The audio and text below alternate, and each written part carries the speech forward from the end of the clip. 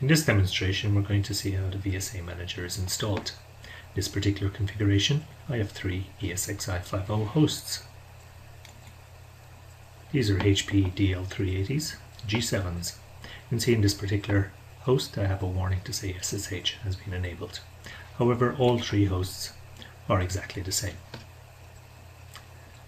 I've already installed the VSA manager on my vCenter server. I've enabled the plugin and you can see the VSA manager tab here. So now I can commence with the Start VSA installer. This is a new installation. Here are the features that the VSA is going to give us. As well as installing the VSA cluster, it's also going to configure vMotion networks and set up vSphere HA across all the 3 nodes that are participating in the cluster. At this particular point we need to select the data center. There is only a single data center in this environment, VSA DC, and you can see that there are 3 hosts available for selection. VSA supports 2 configurations. It supports a 2-node configuration or a 3-node configuration. In this example, I'll build a 3-node. Next thing I have to do is supply a range of IP addresses. A very cool feature of the VSA installer is that when you provide one IP address, the VSA installer will use incremental IP addresses to populate the remaining IPs. In this example, let's give it an IP address.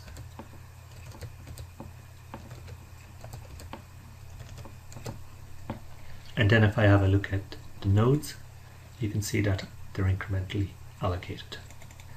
I'll separate out my vSphere feature IP address from my backend IP address using different VLAN IDs.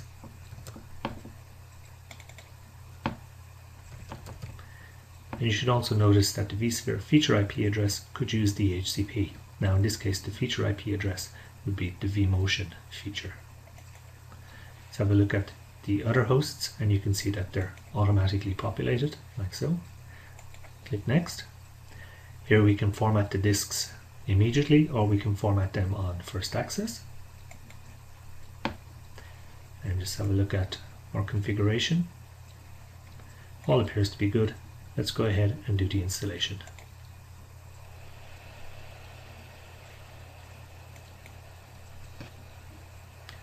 So you can see the first thing it's going to do here is it's going to configure VSA cluster network. So if we take one of these hosts, we have a look at the configuration, and we have a look at the networking configuration, you can see that 2 vSwitches are created, and these are used for both the VSA front-end traffic and the VSA back-end traffic. Now we're building our HA cluster, which is why that configuration just collapsed like so. And all 3 nodes are now in a HA cluster. You can see down in the tasks, it's configuring vSphere HA. Let's return to looking at the networking configuration that we were looking at previously. And you can see that we have VSA front end here, VSA back end. There are 4 network ports required on each ESXi 5.0 server that's going to participate in the cluster. 2 of them are teamed together for the front end and 2 of them are teamed together for the back end. And at this point now my VSA appliances are being deployed. You can see them appearing here like so. So these are actually SUSE SLES 11 guest OSs running inside the appliances. And essentially what these appliances are going to do is they're going to build out a number of virtual machine disk files to try and use up as much disk space as possible from the ESXi host. So essentially what we're doing is we're taking all of the local storage of the ESXi server, assigning it to this appliance, and this appliance is then going to do some configuration which will allow it to present that storage as NFS data stores to all of the nodes in the cluster.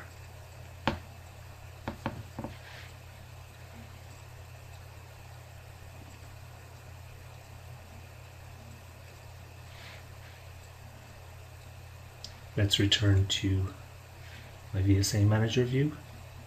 And you can see that the cluster network is configured, we're now deploying the vSphere storage appliances.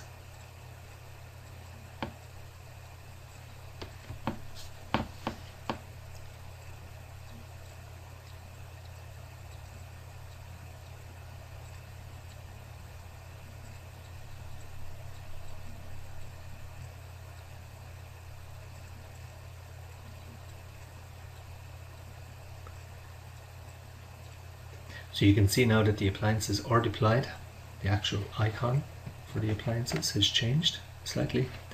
And now we've reconfigured those appliances and now we're powering them on.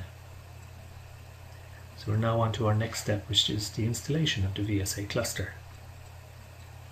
Let's see if we can see one of the configurations of these appliances.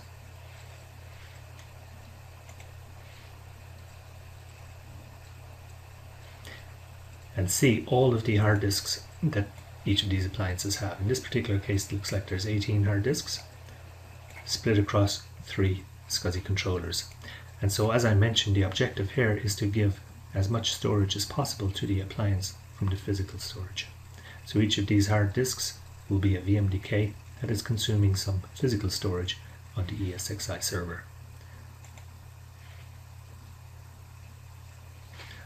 See where we are. The configuration now is still at the step of installing the VSA cluster.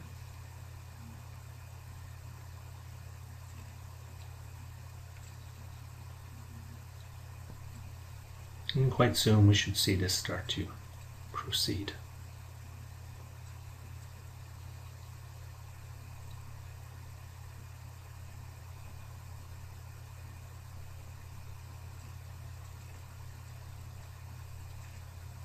There we go.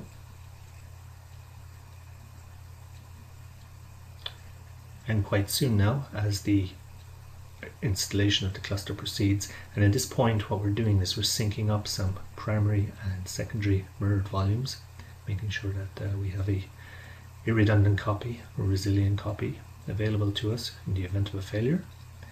And as these synchronize, we should start seeing the data stores being mounted via NFS to the ESXi servers in the cluster.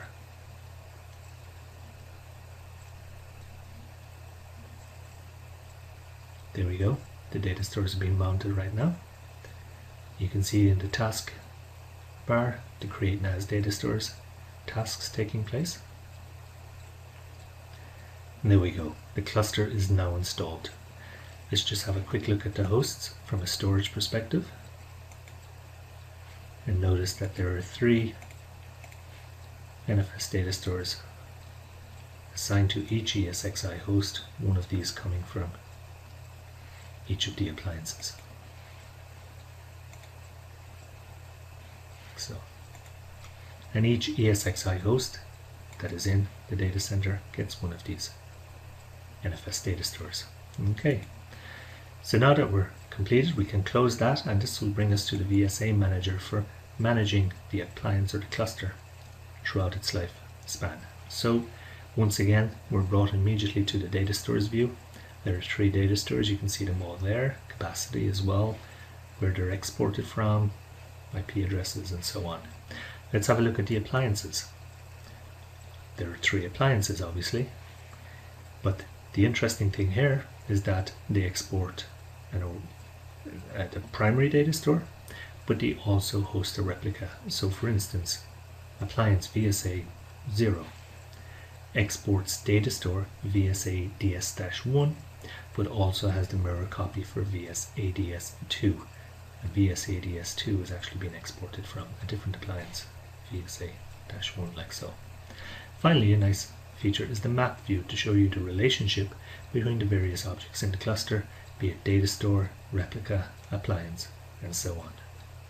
So that completes the demo. We now have a fully working VSA cluster, which is exporting 3 NFS data stores.